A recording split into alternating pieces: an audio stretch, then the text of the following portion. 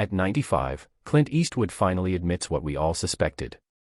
Clint Eastwood is more than a Hollywood legend, he is a living emblem of American cinema, a man whose name evokes dusty western towns, hard-nosed cops, and the quiet intensity of a stare that could speak volumes. Born Clinton Eastwood Jr. on May 31, 1930, in San Francisco, California, his early life was marked by uncertainty and instability.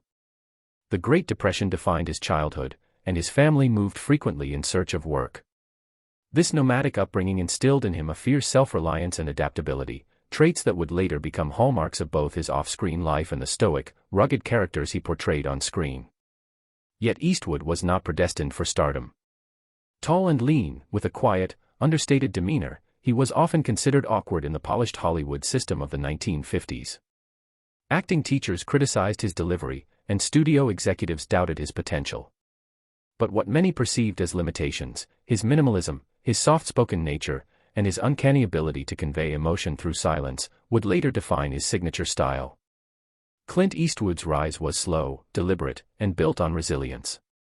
After serving in the U.S. Army, Eastwood found small roles in film and television, gradually building a career. His first notable success came with the Western television series Rawhide, 1959 to 1965, which made him recognizable but did not yet elevate him to star status. That transformation would come when he took a professional leap few American actors dared to attempt at the time, traveling to Europe to star in Italian westerns directed by Sergio Leone. The resulting Dollars trilogy, A Fistful of Dollars, For a Few Dollars More, and The Good, the Bad, and the Ugly, changed the western genre forever. Eastwood's iconic Men with No Name was a radical departure from the clean-cut heroes of classic Hollywood. He was morally ambiguous, economically motivated, and often brutal, yet profoundly human. With minimal dialogue and a piercing stare, Eastwood redefined masculinity on screen, proving that silence, subtlety, and moral complexity could captivate audiences. Returning to Hollywood as an international sensation, he further cemented his cultural imprint with the Dirty Harry films in the 1970s. As Inspector Harry Callahan, Eastwood became the embodiment of the uncompromising lawman, a character whose tough exterior and controversial methods mirrored a society wrestling with crime, fear, and shifting values. While critics debated the political implications, audiences were captivated. Eastwood understood something essential: popular cinema could reflect societal anxieties while still delivering compelling, character-driven narratives. Even as he became an international star, Eastwood resisted confinement to a single archetype. Over time, his roles began to reveal vulnerability beneath the hardened exterior, hinting at the introspective depth that would later define his directorial career. The most remarkable chapter of Eastwood's life arguably began when many actors would have settled into repetition and comfort. In his 40s and 50s, he increasingly turned toward directing, eventually becoming one of the most respected filmmakers of his generation. His directorial approach mirrors his acting philosophy: efficient, actor-focused, and emotionally restrained. Eastwood favors few takes, trusts intuition, and emphasizes moral complexity over spectacle. Films like Unforgiven, 1992, dismantled the myths of the Western, portraying violence as tragic rather than heroic, earning him Academy Awards for Best Director and Best Picture.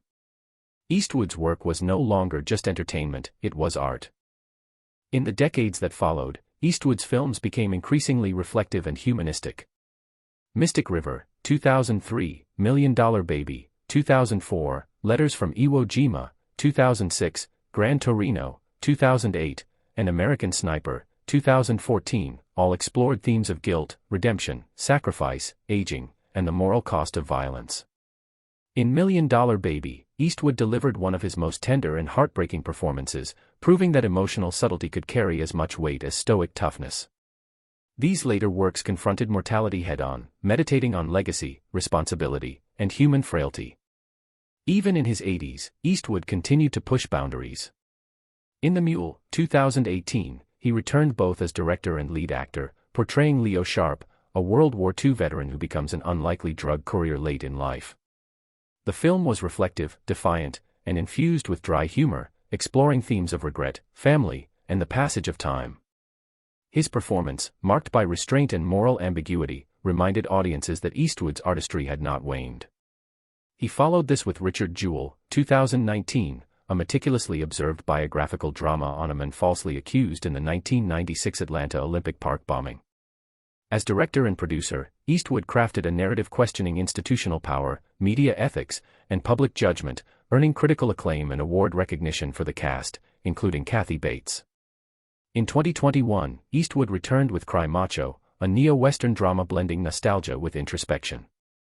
Though commercially modest, it reflected his enduring fascination with masculinity, aging, and quiet redemption.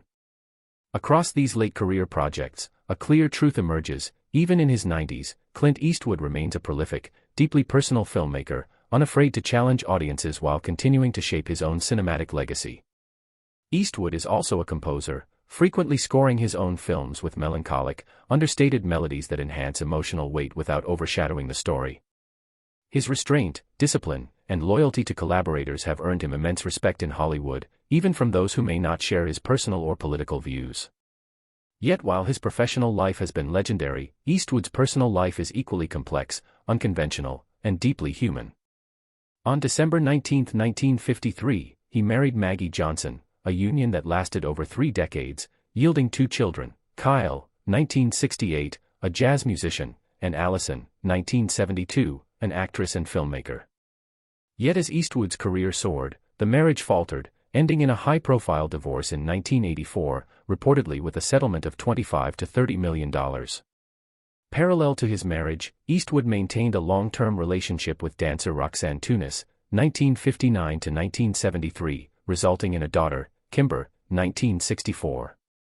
His later relationships, including a high-profile partnership with actress Sondra Locke, 1975 to 1989, were both romantic and creative. Their connection, beginning with the outlaw Josie Wales and extending through films like Every Which Way But Loose and Sudden Impact, was intense but fraught with tension, power imbalances, and eventual bitterness. Locke publicly alleged emotional harm and professional obstruction, exposing the personal cost of a decade-long relationship lived under the public gaze. Eastwood also fathered children with other partners, including flight attendant Jacelyn Reeves, producing Scott, 1986, and Catherine, 1988, and later with Frances Fisher, producing Francesca, 1993. These chapters, kept largely private, underscore his tendency to compartmentalize personal life from the public persona. Now, at 95, Eastwood speaks with rare candor. He openly reflects on the emotional complexities of his relationships, particularly with Sondra Locke. "I made choices that hurt her," he admits quietly. "I won't pretend otherwise. I told myself I was being honest, that I was just living my life. But honesty without responsibility can still leave wreckage." He acknowledges Locke's suffering as real and formative. She challenged him to rethink how women were portrayed on screen and influenced some of his most thoughtful directorial decisions. What was once whispered in Hollywood corridors is now reframed as a pivotal chapter in the evolution of his artistry, not merely a scandalous footnote. Looking back, Eastwood's life reads like a cinematic epic. From awkward young actor to international icon, from morally ambiguous Western antihero to Oscar-winning director, he has defined genres, reshaped storytelling, and explored the human condition on his own terms. His private life, layered, unconventional, and at times controversial, reflects the same intensity and complexity as the characters he embodied. At 95, Eastwood offers a rare glimpse of the man behind the myth, a figure of immense discipline, creative rigor, and enduring influence, now tempered by reflection, regret, and understanding. Clint Eastwood's legacy is not merely measured in box office numbers or awards. It resides in the way he redefined masculinity, infused emotion into restraint, and balanced legend with humanity.